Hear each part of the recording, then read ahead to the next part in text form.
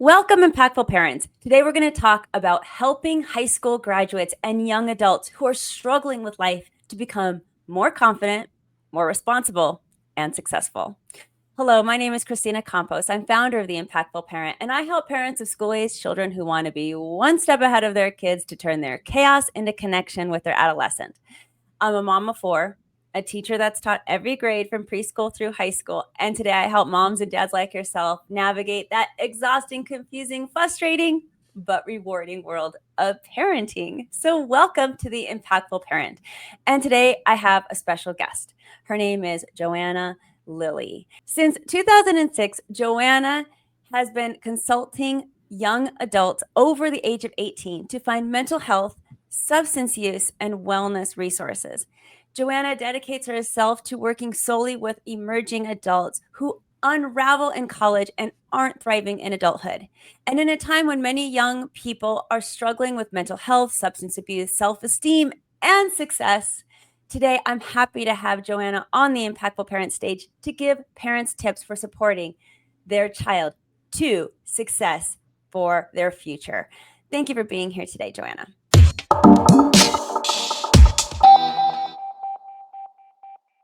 Thanks for having me. All right. Well, I'm going to start off with what unique factors during the transition to adulthood can contribute to young adults in this unraveling that you're speaking of?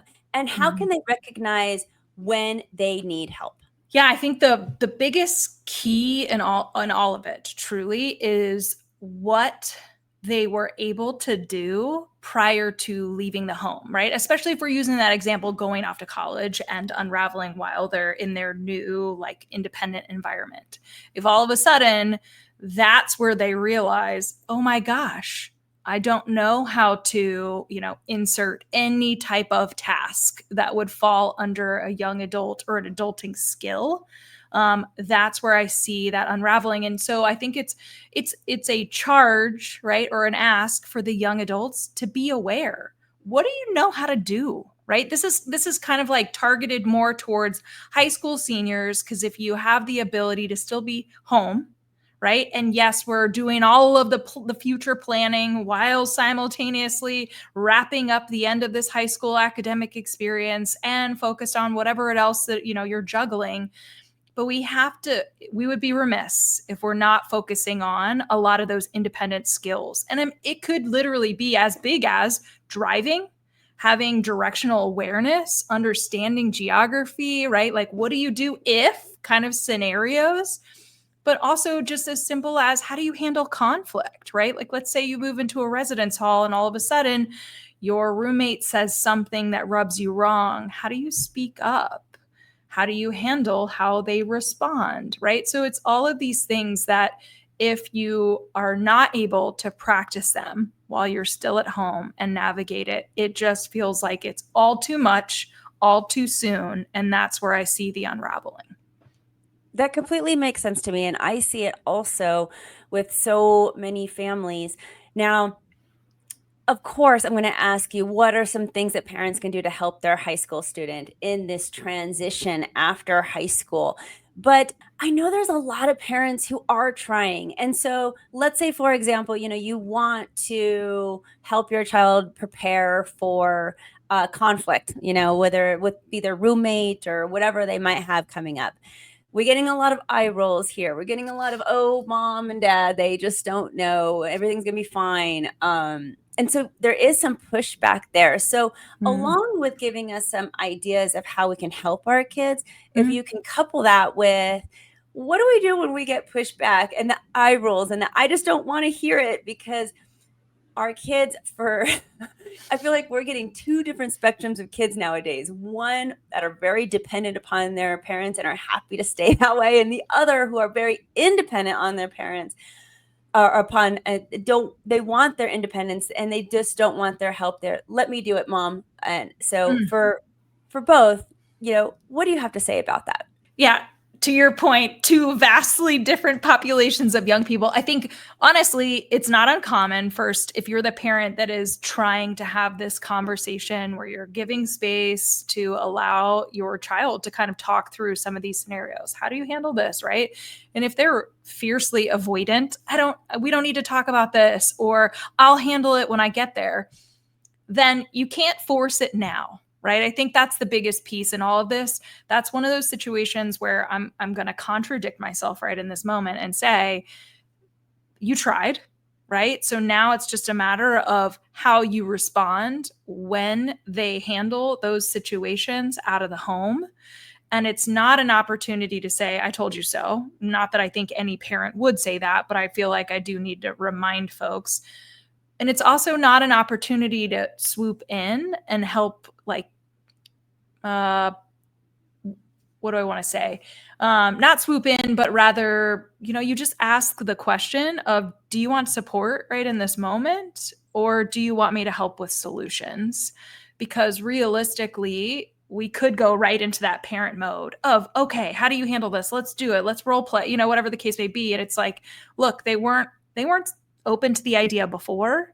They may still not be open to the idea now, but they're in the thick of it, handling this conflict, maybe not handling it well from the parental perspective, but that's on them.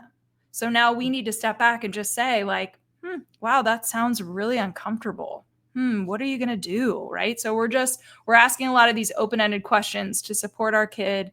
But mind you, also just being kind of aware of how it is that they're going to show up, whether they're going to shut it down real quick or whether they're going to just be tender and vulnerable in this moment. And you kind of have that connection and they're figuring it out on their own. Yeah, before you get to what parents can do, I want to stop and say thank you for that answer, because the asking your child what they need in that moment is really crucial. And I want to say that's not just for your emerging college kids. That's for all teenagers right now. They're so independent and they don't want our help unless they ask for it. And that's the mistake that so many parents make, is we're fixers. We want to fix the situation. And so what do? We go in there and we start fixing things. And they're like, whoa, whoa, whoa, whoa, never asked you to help me, even though they need it. And you're like, what are you doing, kid? Unless they ask, we kind of have to let them figure it out on their own, crash and burn if you have to, even though that hurts. But a lot of times they just need the venting. They need that listening ear. And when we go into that fix it mode, it hurts the relationship that we're trying to have with our kid. And yes, just ask, do you want me just to hear this? Or do you want me to start proposing some solutions for you? Do you want me to help? How do you want me to handle this? And then you're going into that conversation.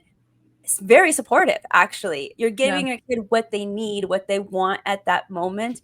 And hopefully after they listen and vent, then they'll be ready to ask you for help.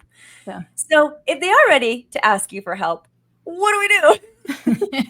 Well, I think that actually, as you were just talking, all I kept thinking about was, it's so important when we talk about solutions, right? It's not about the parent doing something for the child, especially in this emerging adult kind of time period. It's talking through, because you're much wiser, right? You've had lived experience, so you can suggest things like, if I were in your shoes, maybe these would be some ideas that I would explore. What do you think? And then the ball is in your child's court, because they have to navigate this. I know, again, we keep using this like roommate conflict kind of situation. I mean, I have it part of the unraveling, right? Sometimes with students that I've worked with, is parents have gone above to contact housing, like residence life. I need to make sure that my child gets moved. And it's like, hold on. This is a teachable moment for them to learn. If their roommate situation is that bad, what do they need to do? Who do they need to ask, right? I mean, this is like serious critical thinking and brainstorming skills that that this teachable moment will last a lifetime if we give them the space to figure it out right in this moment. Who do you ask for help?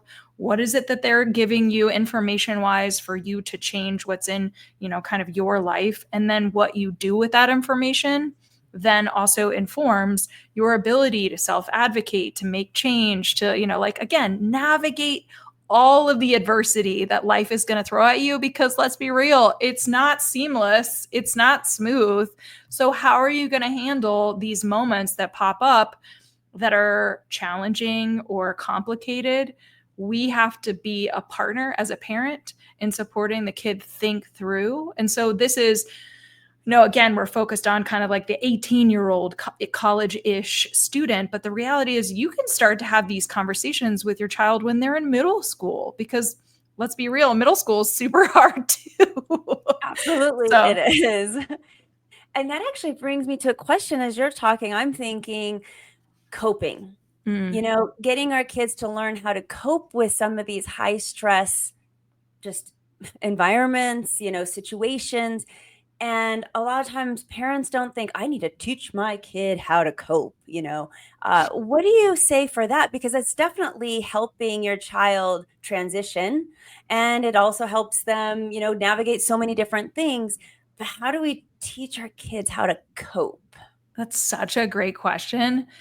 I think we have to normalize that stress is actually healthy sometimes, right? Eustress is something that motivates us. So having stress is okay, right? Let me just say it again. Having stress is okay. It's when it becomes a distressful situation or it manifests into anxiety or a panic attack.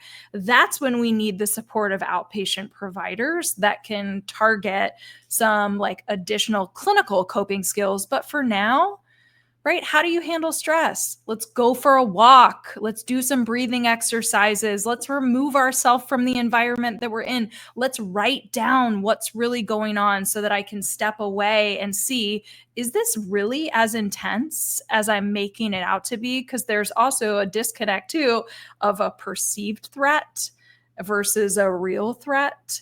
And so again, we're just, again, this is what we're talking about is life is about coping. You have to figure out how to cope. It depends on the situation. We're also, what would probably be educational or a good thing to educate as a parent is what's a healthy coping skill versus what can manifest into an unhealthy coping skill. And that's where, kind of going back to some of the young adults that I work with who have leaned, especially in this day and age, I have a lot of young adults that are smoking weed because they think that is that's what's going to help me just quiet the noise and relax my body. And it's yeah, but weed nowadays is very different than it used to be. And if you've got a developing brain, it just ends up turning into a behavioral unhealthy coping skill. Let's avoid that. Let's look at going for a run. Let's go for a swim. Let's walk the dogs. Let's literally go in the other room and just lay on the floor and close our eyes. And, the list goes on. There's so many other ways that we can cope with whatever life throws at us. And it's better to be proactive and teach a lot of those skills now before it also becomes a coping skills are necessary right in this moment because our stress or our anxiety is through the roof. And I think if we see our high school kid right now not coping well with their life, then we know that we need to step up as a parent and help in this area. And one of the things that you were saying was, let's go for a walk, let's lie down. So my question with that is, when you say let's, are we doing it with our child because that's more effective, or are we just making suggestions and seeing which one they take, and we're letting them do it on their own?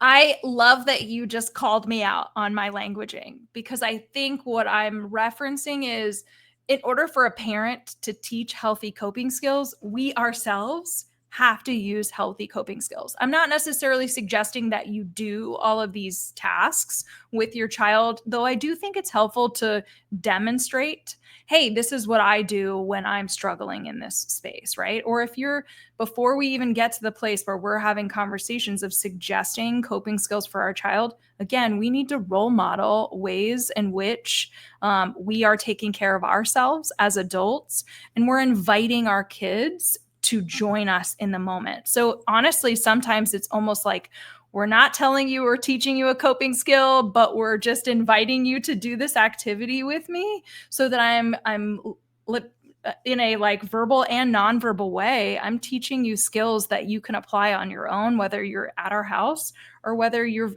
moved on, whether it's in a college, residence hall or not.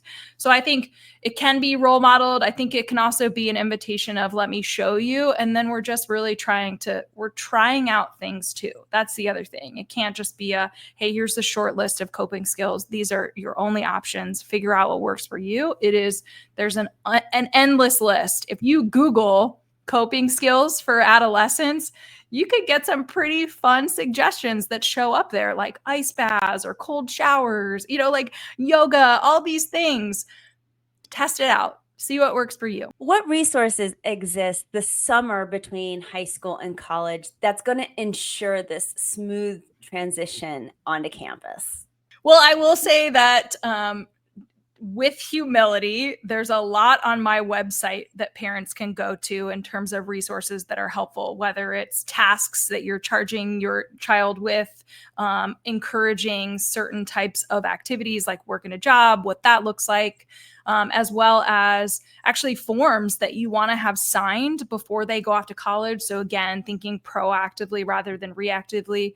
I think the other thing that exists out there is there's actually a lot of summer programs, whether it's, 7 days here, 2 weeks there, or even if it's college specific, tied to the university, like, hey, 2 weeks before the actual, start of the fall semester, we're doing a large cohort of first year students come in. We want to basically do like a slow rollout of what it's like to be a college student. And we're not tasking you with, being in the classroom, other than we might have specific activities that will teach you kind of from like literally from a physical standpoint, sitting in a classroom, hearing a professor speak.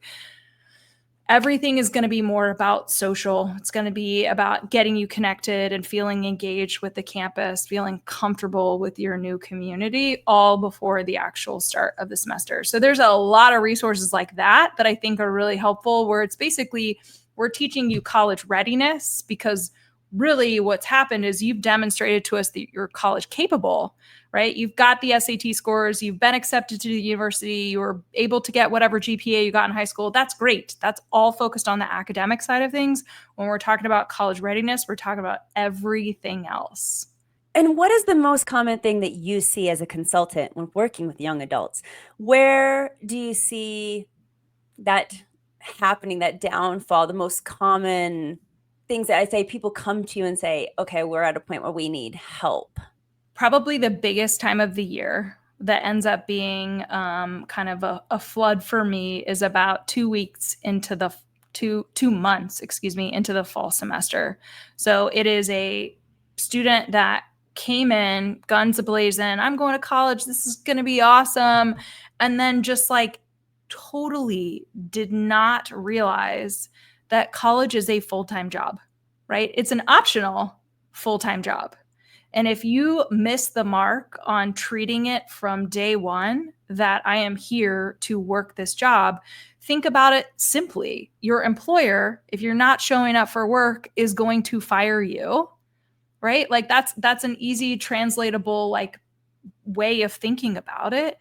And so by mid-semester, students are now having this like, oh shoot, I didn't realize that I was supposed to be turning in these weekly assignments. And they finally sit down to crunch the numbers and realize even if I submit every assignment and if I ace it, I'm still going to fail the class. And it's not just one class, it's all of them. And so then it becomes this, complete shame-filled spiral and imposter syndrome. What did I do? Where am I going to go? How did this happen? It's the end of the world. And it really becomes a college meltdown. I could see that completely.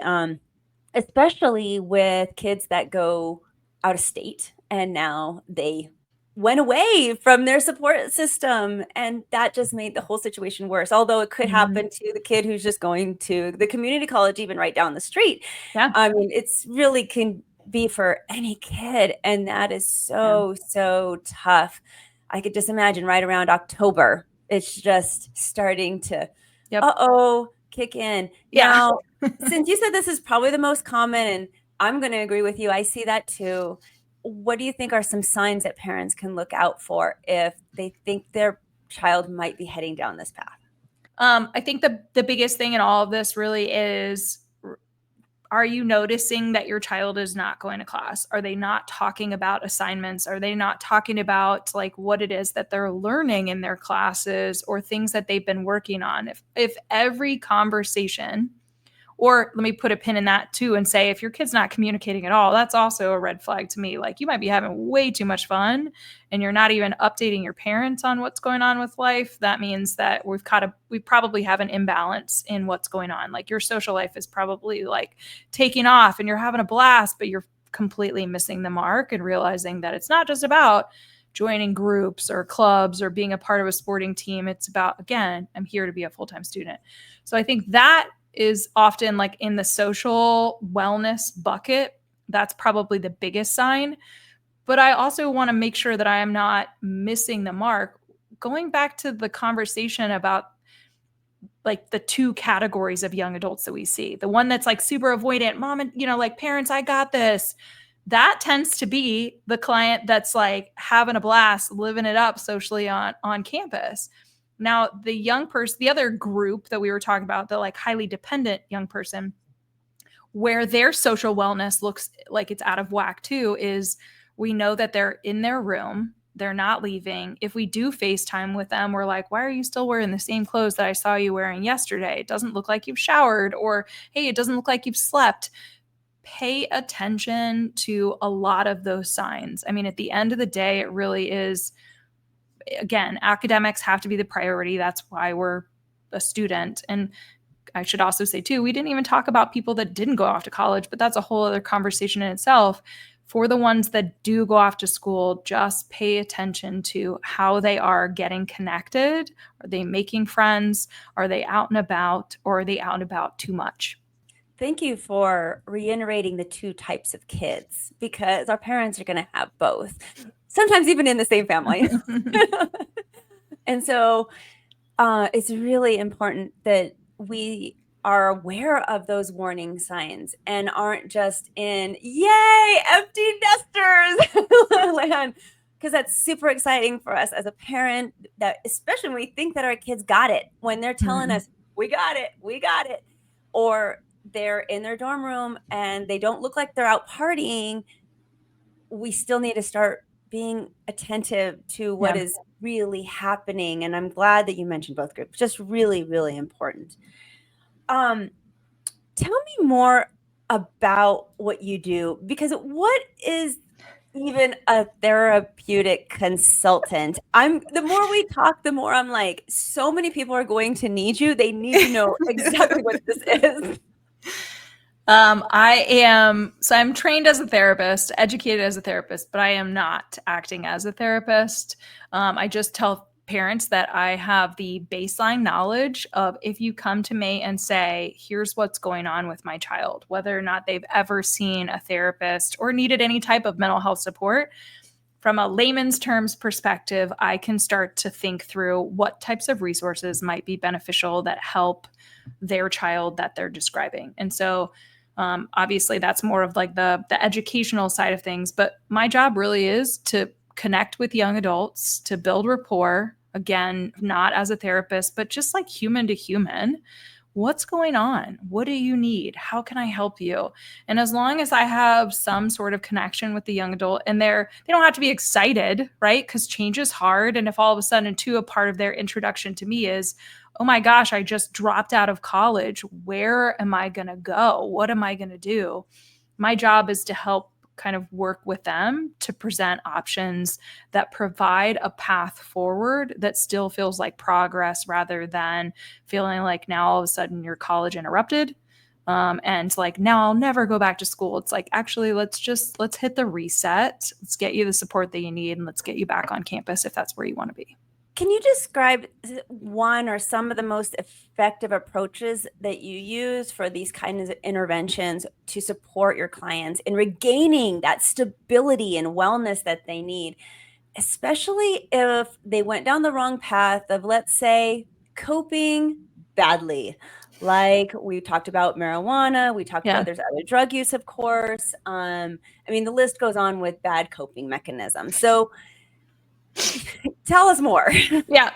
Yeah. I mean, I think the biggest thing too, and why students struggle more is because they think they're the only one, right? If you're looking at social media or you're looking at your small micro group of like, dorm, like the other people that are kind of in your residence hall or around you nearby, like that's how we're comparing ourselves. And if we think we're the only one that's struggling, which I can tell you every single person on that hall is struggling in some way, shape, or form, I need to normalize it. That's like the biggest piece is like making sure as I'm establishing rapport with the young adult that they know that they're not alone. And then sometimes like bouncing out of that, like spiraling into shame of like, oh my gosh, like I can't believe I just failed. I'm a failure, right? A lot of it's a reframe. No, you're not a failure. But yes, you did fail. Like, yes, you failed your classes. You did not fail your college experience.